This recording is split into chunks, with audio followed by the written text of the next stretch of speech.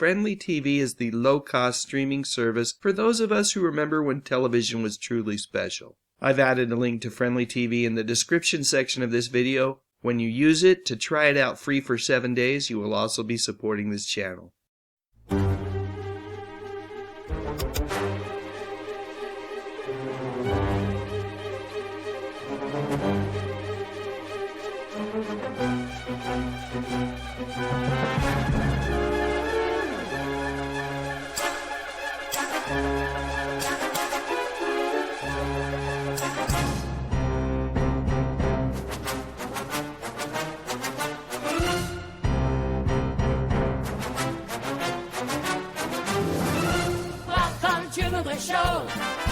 Welcome to the show.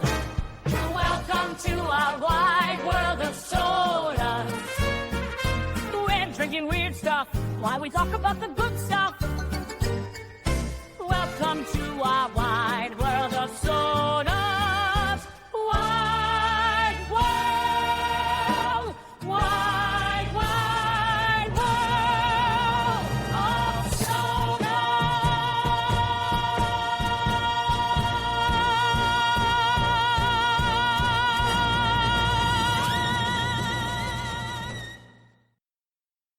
Welcome to another episode of Wide World of Sodas. I'm Dave Sundstrom, and to my right is Scott Barnes.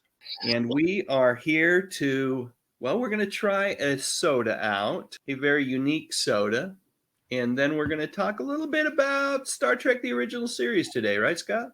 Yeah, it sounds like fun.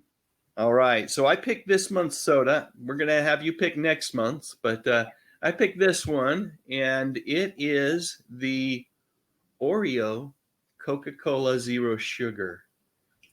So I have to admit, I have tried this already. Have you tried it already? I have not. You gave me two. This is the first. You gave me 2 cans, but because they're small, but I have not tried it yet.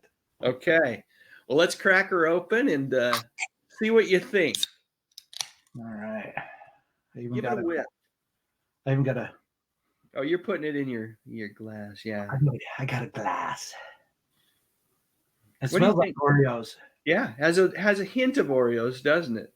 Yeah, the cream, right? You're right.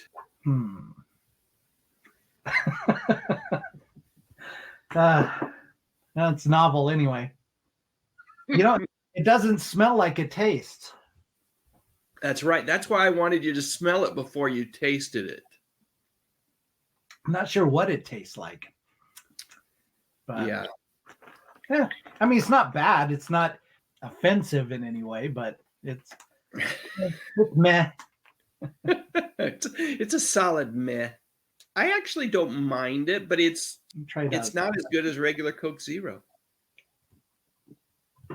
No, regular Coke Zero is hard to beat. Oh, and it tastes much different out of the can. It's stronger. Oh, well. To go along with that, I also went out and bought the Coca-Cola Oreos. And I need to get this box to you, or this bag of cookies to you. So Next week. There you go. I opened one. So it's red on one side and black on the other. And it does say Coke. Oh, wow. So, and on that side and then Oreo on this side. I've tried these as well because my box is open. Right. But so what do you think?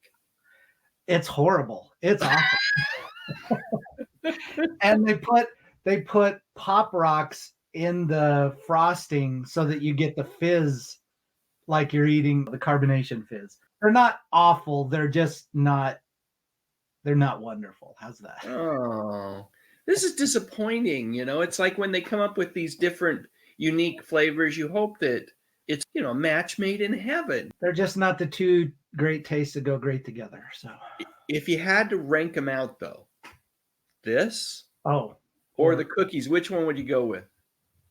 This. I'll continue to drink the soda. So all right. Like you said, it's not offensive, right? It's not offensive. No, it's not offensive. I mean, we've tried some stuff that was, the cream corn and some of those. You know what's not offensive, though, is Star Trek, the original series. Yeah, good stuff. It's a show we both grew up on, and we decided that this month our topic is our most memorable episodes of Star Trek. And we'll just kind of alternate. Do you want to start with one of your memorable episodes? These aren't ranked in any particular order, right? Right. Not ranked in any order. So let me start with Devil in the Dark. So Yeah. in high school, I had an English teacher. She was Mrs. Johnson one year, and I can't remember her name the previous year because she got married during the summer. But she was an awesome English teacher. Just loved being in her class.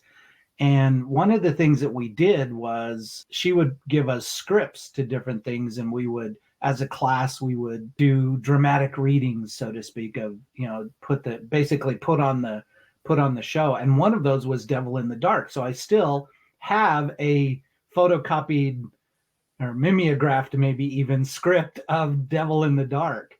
I remember after we started reading it, I was like, have I seen this episode? And it came on not too long after we started reading it, obviously in reruns because we weren't in high school in the 60s. So I thought it was awesome. So it basically revolves around a mining community. And this is the first time that you come across a non-flesh and blood type life form, right? So the mining community is finding these rocks, and they just happen to be this creature's children. And so the creature's obviously very mad, comes at them, is killing them. And they, it's like, why are we being destroyed by this rock? And then come to find out, oh, it's alive, and we're killing its children. So I liked it. It was for both those reasons, that was why I picked that one. Couple thoughts. One is, what a cool teacher you had. You guys were reading Star Trek scripts in class? Yeah, it was awesome. Did you guys have different roles? Did you take on a role? Do you remember who you played? We didn't, just so that, people kind of kept, there was no favorites or anything like that. You just kind of went around the room and you would read the next line that came up. Oh, gotcha. But she wanted you to do it as a dramatic reading. So it wasn't a theater class. It was it was an English class, but, I remember the first time I saw that episode as well. And if I remember correctly, you don't understand why this thing is reacting the way it is. And it's kind of a reveal at the end that this is some being that is protecting its children. And the reality of that really hits hard. I know it's a season 1 episode. It was one that was actually filmed right after they did the pilot episode and the first episode, but it didn't come in until episode 10. But it's one of the ones where Spock does a mind meld. So that's how you find out, the reveal at the end is don't kill it because, Right. Who's the bad guy here, right? Who is the real bad guy? We're the bad guy. So yeah. All right, that's a good one. Good one to start it off. I'm going to start with, I said they're ranked in no particular order, but I will start with my all-time favorite episode, which is a season 1 episode titled City on the Edge of Forever. This is an episode that was scripted by legendary sci-fi author Harlan Ellison, although his original script is dramatically different than what ended up on screen due to network censors and their concerns about certain things. I was able to read the original script, and it's fantastic, but so is the episode, even with the concessions that they had to make to the network. This is a story about time travel, and what happens is McCoy ends up accidentally injecting himself with this drug that makes him kind of go crazy. He beams himself down to this planet where these time ripples are emanating from, and so Kirk and Spock and the landing team follow to try to get McCoy back. They discover this device, a time device. It's a portal that it actually is sentient. It's called the Guardian of Forever, and it can transport beings to any time, any place. And so it starts showing them Earth history and offers to send them to any point in time. McCoy, in the meantime, is still crazed from being injected by this drug, and he runs through the portal at a specific point. And what the crew discovers is There's no Enterprise now. They can't talk to the Enterprise. It doesn't exist. The portal tells them, the Guardian tells them, time has been changed. And so Kirk and Spock attempt to jump through the portal at the same exact time, although it has to be an approximation. They can't do exactly that. And so they find themselves in the U.S. I believe it's New York City, although it looks very much like Mayberry. They used the Andy Griffith set for this. Yes, they did. In the 30s, during the Depression, prior to World War II, and they discover that McCoy has done something to alter time so that the Nazis win. Germany wins World War II. And, of course, things are dramatically different because of that, and there's no Enterprise. So they have to fix whatever McCoy did, and fixing it involves a beautiful young social worker by the name of Edith Keeler, who's played by Joan Collins. And we're not going to tell the summaries of all episodes here, although we could, but we should probably keep it succinct. So I won't say anything more about the episode other than I never get tired of watching this one.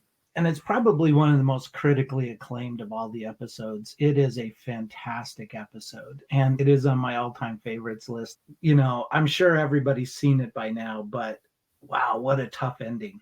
What a tough ending. Right. And McCoy says, "Why did you do that? I could have saved her. And do you know what you've done?" And Spock's line was, "Yes." Yeah. He knows the gravity. So it's amazing.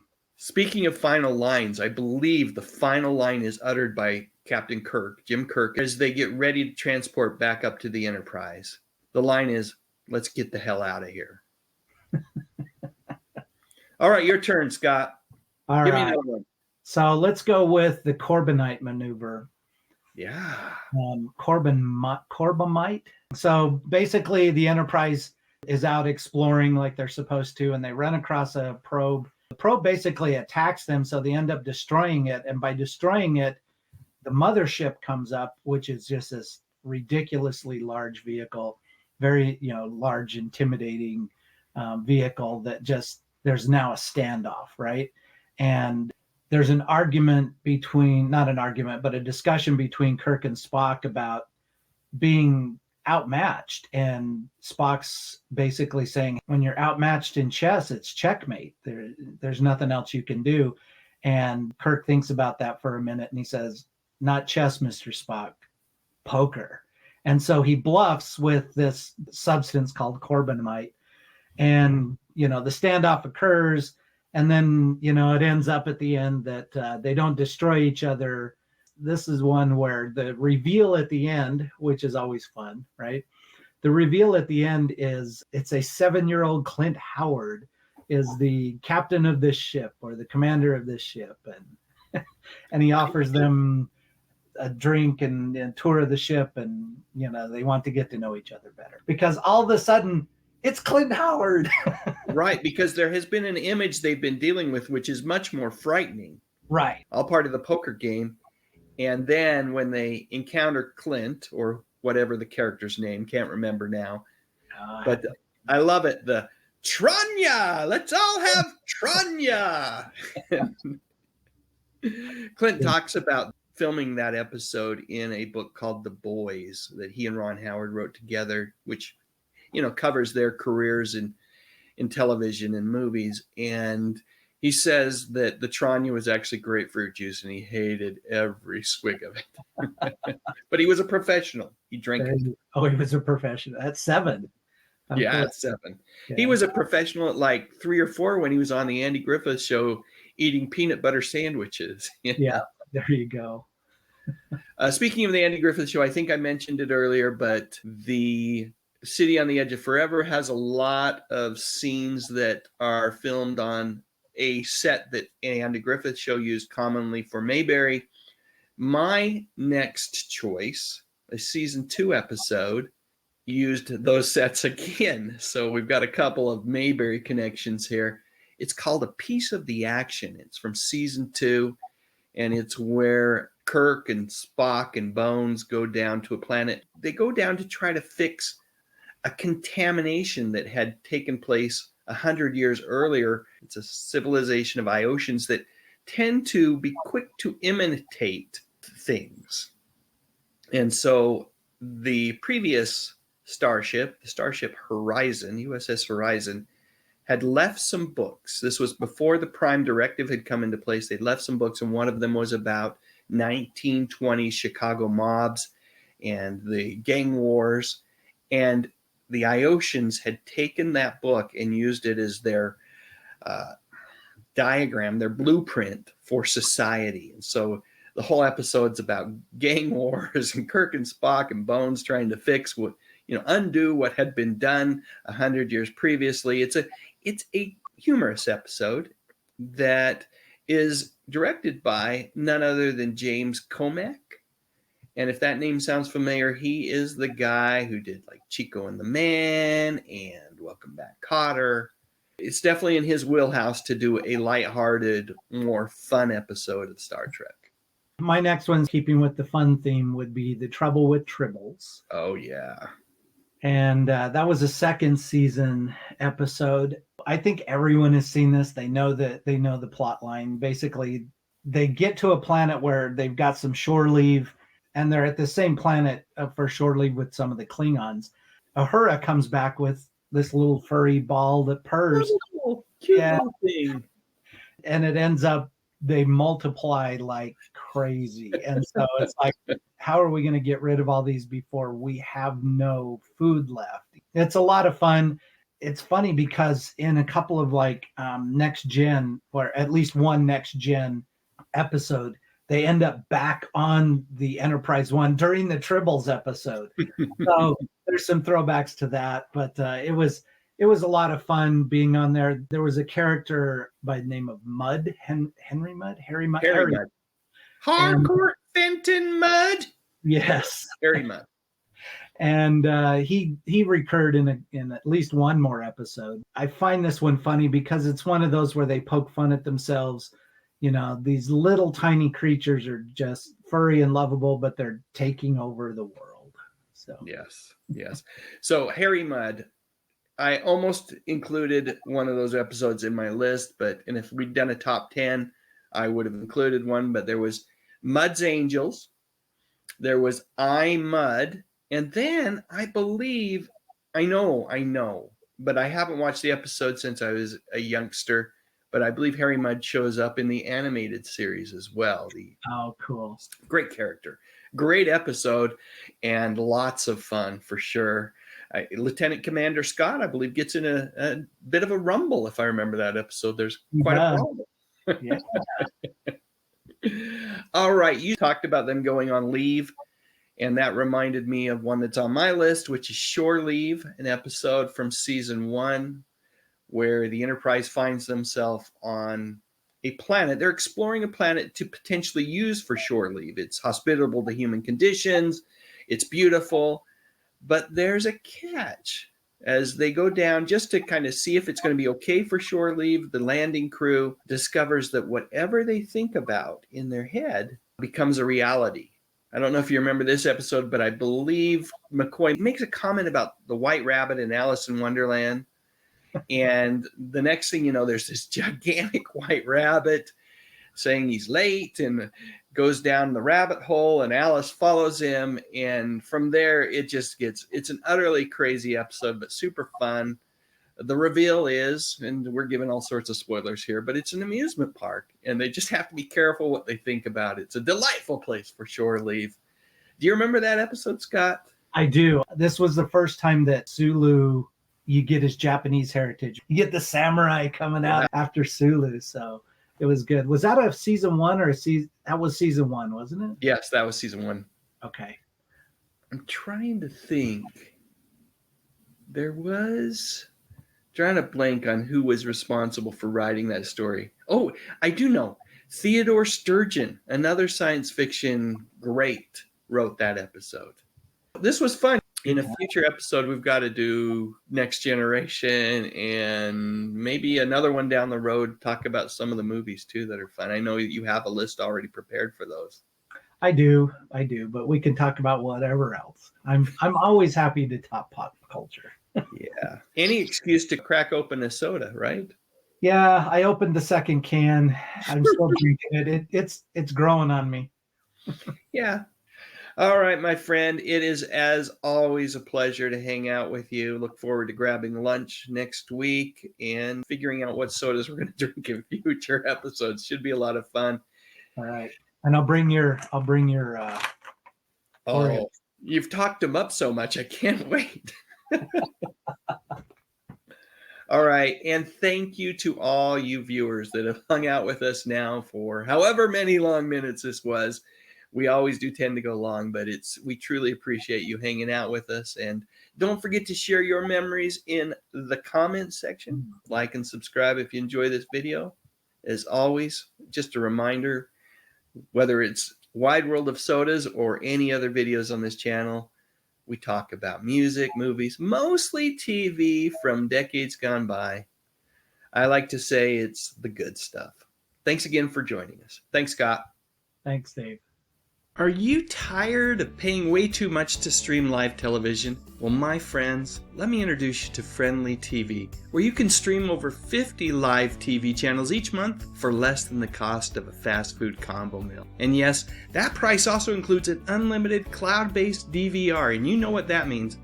You got it. You can skip through all the commercials. But that isn't even the best thing about Friendly TV. The thing that I love so much is that many of the channels allow you to relive your favorite childhood memories with classic TV shows from decades gone by. I'm talking about great shows like Andy Griffith, Leave It to Beaver, Batman, and Star Trek. Yep, the good stuff is on Friendly TV. Thank you all for standing by through and through and through. It's the kind of strength that lifts the shadows too. And all I gotta say is thank you. Click on that thumbnail cause it's time to go. Dave's got the classics, let the memories flow. TV shows and movies that we all hold so dear. On his YouTube channel he's keeping memories near. Dave Sundstrom, bringing back the good stuff, oh yeah.